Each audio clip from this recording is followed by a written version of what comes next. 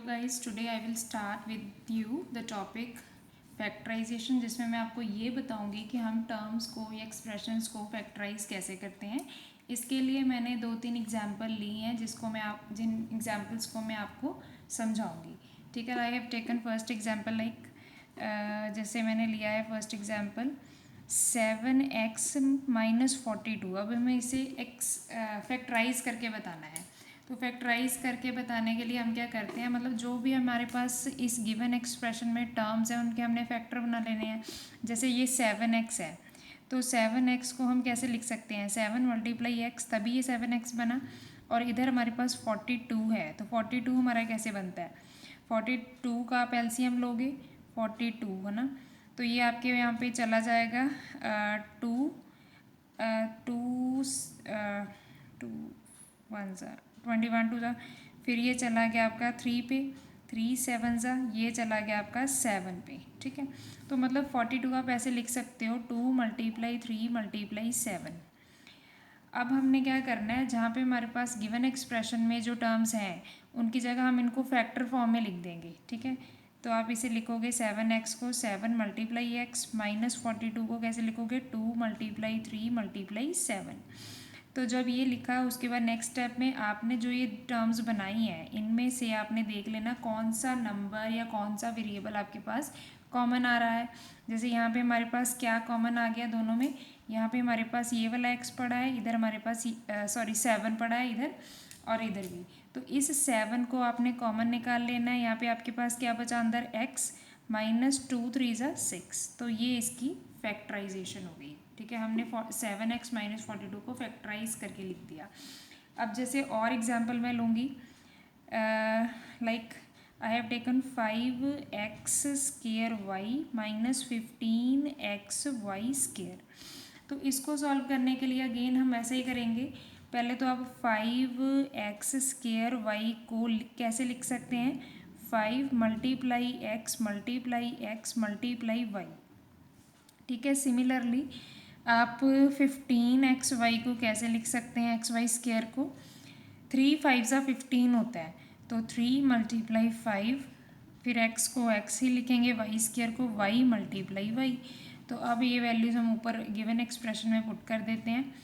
5 × x × y, और वहाँ पे माइनस का साइन था तो हमने माइनस लगा दिया। 15xy² को लिखेंगे 3 × 5 × x × y। तो जब आप नेक्स्ट स्टेप सॉल्व करोगे तो क्या करेंगे, हम इन दोनों में हमने कॉमन देखना है कि हम दोनों में एक चीज़ कौन सी ऐसी चीज़ है जो एक है दोनों में ही आ रही है। तो पहले हमने देखा काउंटिंग वाला नंबर 5 यहाँ पे पड़ा है, 5 यहाँ पे पड़ा है, इट मीन्स जो है 5 तो कॉमन है हमारे पास, ये आपने यहाँ लिख लिया। उसके बाद नेक्स्ट हम देख लेंगे कुछ और कॉमन है। यहाँ पे हमारे पास x है, इधर x है, यस, तो ये आपका x भी यहाँ से कॉमन आ जाएगा, इसको भी आप बाहर लिख लोगे मल्टीप्लाई में।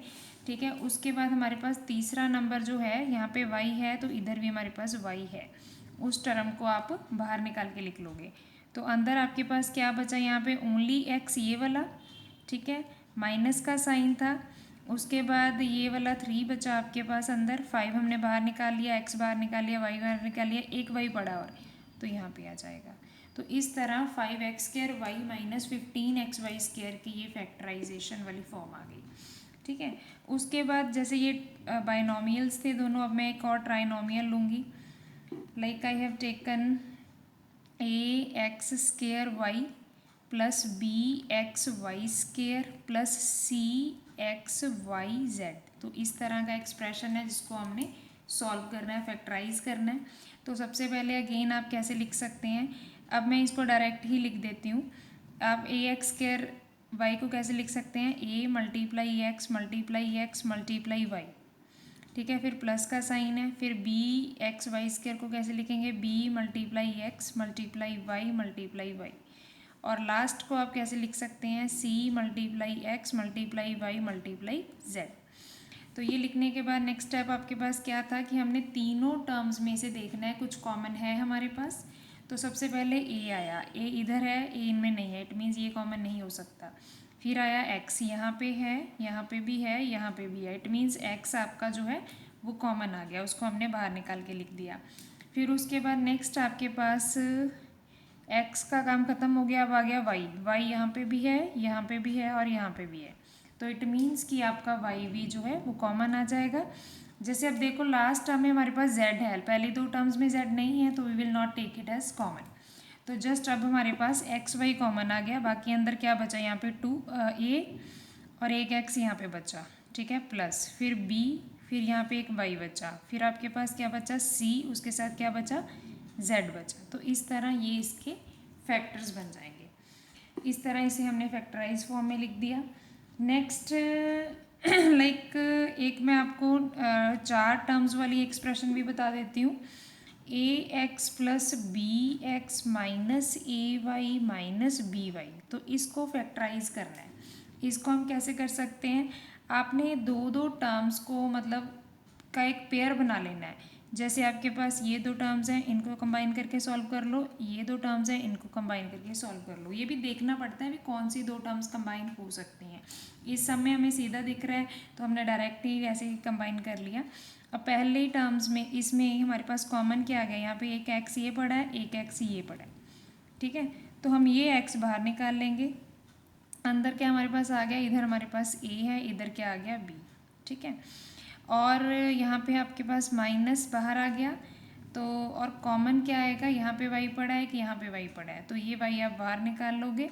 अंदर क्या बच गया ए, और यहाँ पे क्या बचेगा प्लस बी, क्योंकि जब हम इस ब्रैकेट को खोलेंगे तो ये टर्म आपके पास बनेगी Y A minus Y A Y और वाई ए सेम थिंग, और plus minus minus B Y. तो हमें ये चेक करना पड़ता है कि उसका साइन जो है वो सेम रहना चाहिए, या आप एक सिंपल लैंग्वेज में ये बोल सकते हो, जब भी आप वाई बाहर कॉमन निकाल लेते हो ना, अंदर जो भी टर्म्स हैं उनका जो साइन होता है ना वो उसका ऑपोजिट हो जाएगा। अगर माइनस है तो प्लस हो जाएगा, लेकिन जब माइनस बाहर निकालते हैं, अगर प्लस बाहर निकालोगे फिर नहीं चेंज होता है, लेकिन जब माइनस निकालते हैं तब हमेशा ये साइन जो है ऑपोजिट हो जाता है, मतलब माइनस की जगह पे आप प्लस डालते हो, ठीक है।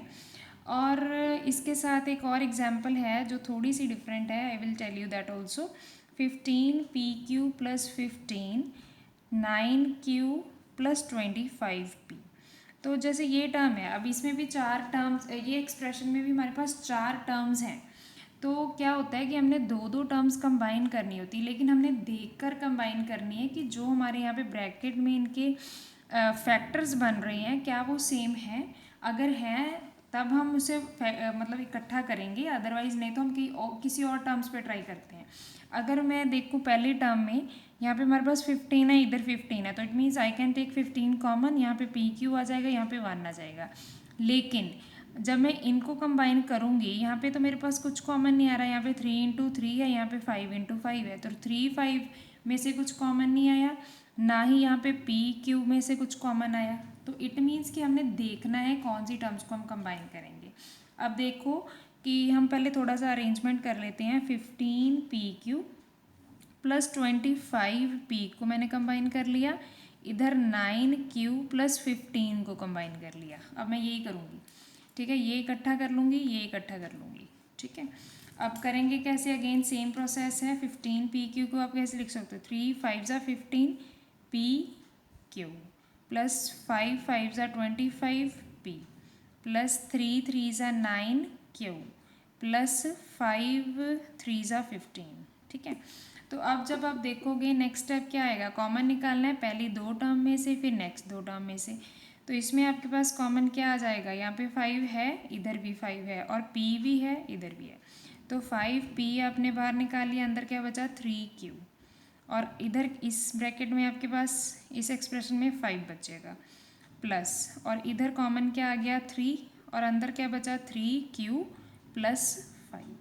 तो ये दोनों आपके जो ब्रैकेट वाली चीज़ें हैं ये सेम आ गई, इट मीन्स कि आपका सम सीधा सही चल रहा है, ठीक है। अब ये दो फिर से कॉमन आ गई, 3q प्लस 5, और यहाँ पे 5p प्लस 3। तो इस तरह हम इन टर्म्स के किसी भी एक्सप्रेशन के जो है फैक्टर्स बनाते हैं। तो this is what today my topic of discussion was. Okay, thank you.